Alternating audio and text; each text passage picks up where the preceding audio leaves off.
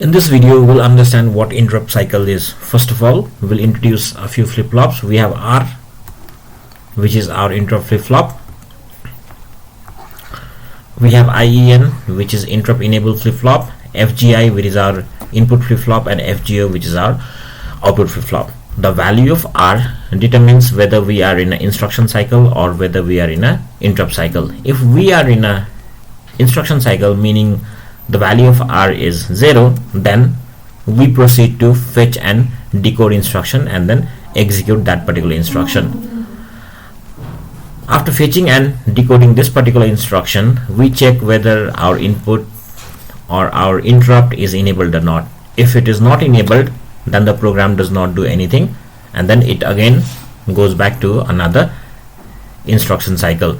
But if there is an input enable on this IEN flip-flop, then we check if the input flip-flop is enabled or the output flip-flop is enabled.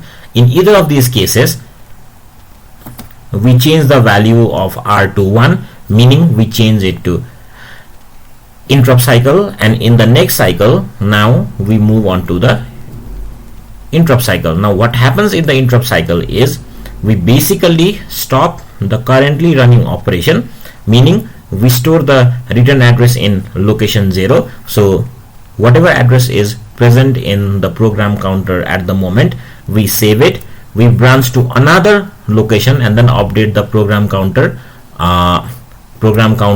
to address of that particular location, and then we reset our interrupt enable flag and also our R flag, so that in the next cycle we or the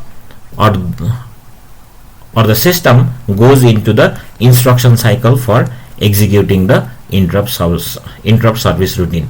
So this is how the interrupt cycle works in a basic computer architecture.